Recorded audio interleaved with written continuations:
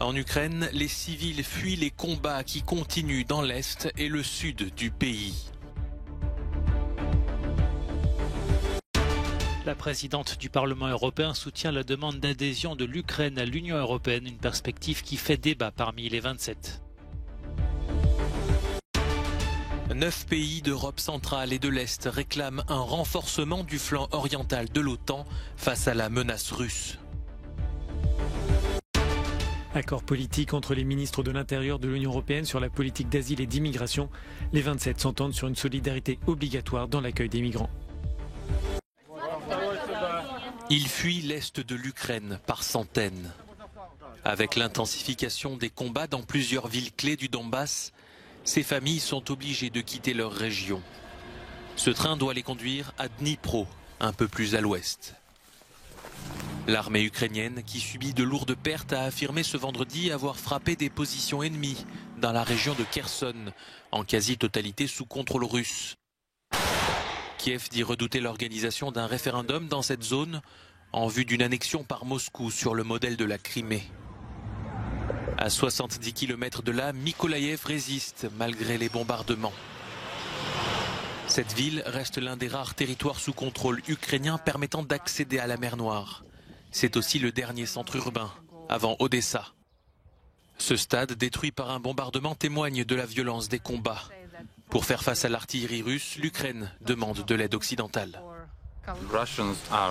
L'armée russe est plus puissante, ils ont beaucoup plus d'artillerie et de munitions. Pour l'instant, c'est une guerre d'artillerie et nous n'avons plus de munitions dans nos stocks. Donc l'aide de l'Europe et de l'Amérique est très importante car nous avons juste besoin de munitions pour défendre notre pays, indique le gouverneur de la région de Mykolaïev. Dans le Donbass, la bataille de Severodonetsk continue. La prise de cette ville permettrait à la Russie de s'ouvrir la route d'une autre grande ville, Kramatorsk, étape importante pour conquérir l'intégralité du Donbass.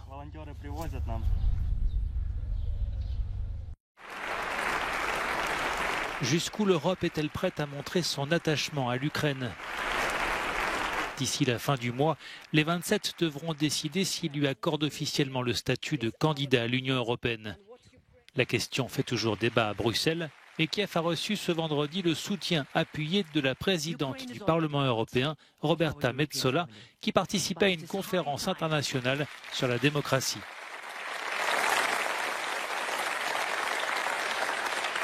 L'Ukraine, dit-elle, fait déjà partie de notre famille européenne, mais il est grand temps qu'elle ait aussi la possibilité réelle de rejoindre notre projet européen.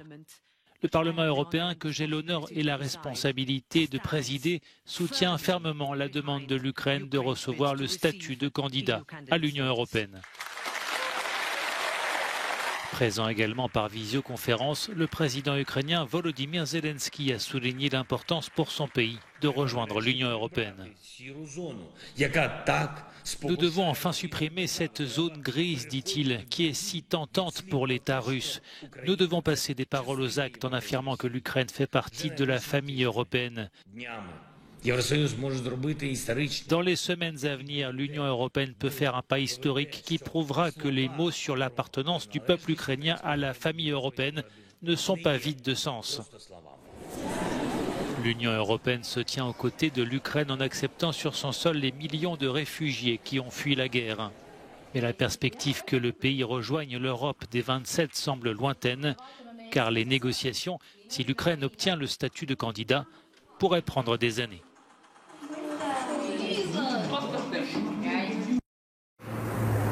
Il souhaite renforcer le flanc oriental de l'OTAN face à la Russie. Les dirigeants de 9 pays d'Europe centrale et de l'Est se sont réunis vendredi à Bucarest, à moins de 3 semaines d'un sommet de l'Alliance Atlantique prévu fin juin à Madrid. Ce que nous souhaitons, c'est une présence consolidée, unie, cohérente, robuste et durable de l'OTAN sur le flanc oriental, déclare le président roumain. Notamment en mer Noire, la plus exposée aux menaces russes. Nous voulons nous assurer que la présence avancée, renforcée que nous avons aujourd'hui sur le flanc oriental sera étendue à d'autres pays comme la Bulgarie, la Hongrie et la Slovaquie, dit le président polonais. En fait, cela a déjà été décidé, mais nous voulons plus, nous voulons la transformer en une défense avancée, renforcée. Joe Biden a réaffirmé son engagement en faveur du flanc est de l'OTAN et a souhaité que cette réunion soit couronnée de succès. Le pacte européen sur l'asile et la migration fait un grand pas en avant. Après 21 mois de négociations, les ministres de l'Intérieur de l'Union, réunis vendredi à Luxembourg, sont parvenus à un accord politique sur les points les plus sensibles. Les quotas de relocalisation des migrants disparaissent, mais la solidarité sera obligatoire avec les États membres qui en ont besoin. Les gouvernements pourront choisir entre accueillir des demandeurs d'asile, financer les retours des demandes rejetées ou encore apporter un soutien économique aux pays en première ligne. Alors qu'une guerre se déroule sur le continent européen, les 27 ressentent la nécessité de disposer de politiques efficaces pour répondre à ce défi. Je pense que ce qui s'est passé avec la Biélorussie et ce qui s'est passé avec l'Ukraine, dans un contexte extrêmement différent évidemment de ce qui se passe en Méditerranée, a créé une sensibilité différente. Chacun, évidemment, est concerné par le continent européen, par ces questions migratoires. Et il n'y a pas des pays qui ne seraient pas concernés et d'autres qui le seraient. Ce progrès donne un nouvel élan au renforcement des contrôles aux frontières extérieures de l'Union. Frontex, l'agence européenne de garde-frontières et de garde-côtes, verra ses effectifs augmenter d'ici 2027 pour former un corps de 10 000 agents. Certains ministres espèrent que ce pacte permettra de mettre un terme au double standard. Nous devons savoir que si nous pouvons accueillir des millions d'Ukrainiens, nous pouvons aussi nous occuper de milliers de personnes qui ne viennent pas d'Ukraine, mais du Sud, et qui souffrent des mêmes conditions, et qui ont une autre langue et une autre religion.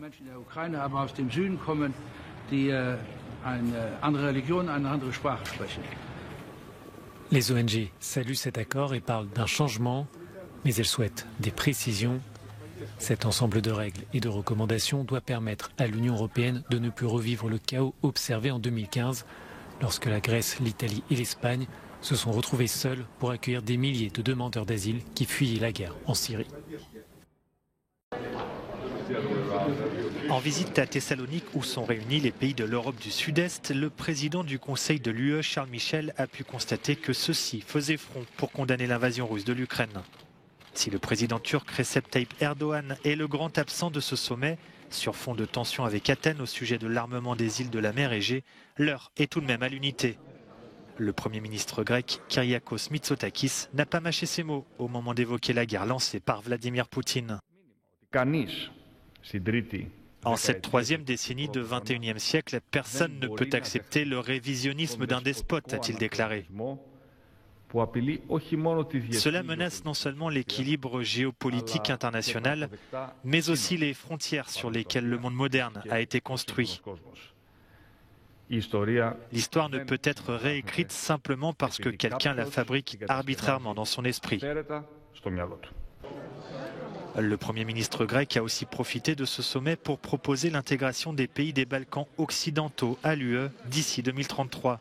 Un sommet UE-Balkans occidentaux est d'ailleurs prévu le 23 juin. L'Albanie et la Macédoine du Nord sont notamment en salle d'attente. L'ex-présidente bolivienne Janine Áñez a été condamnée à 10 ans de prison pour avoir participé à un coup d'État contre son prédécesseur. Elle s'était proclamée présidente intérimaire le 12 novembre 2019, 2 jours après la démission du président Morales, alors qu'elle était deuxième vice-présidente du Sénat.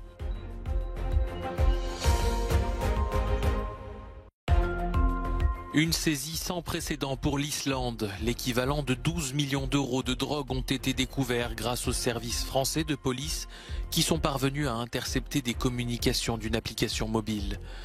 Du matériel nécessaire à la production de drogue a également été saisi. Une dizaine de personnes ont été arrêtées dans le cadre de cette affaire.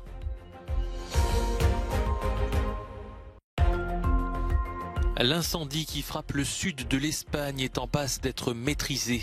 Le feu s'est stabilisé, ce qui a permis aux quelques 2000 personnes évacuées de retourner chez elles.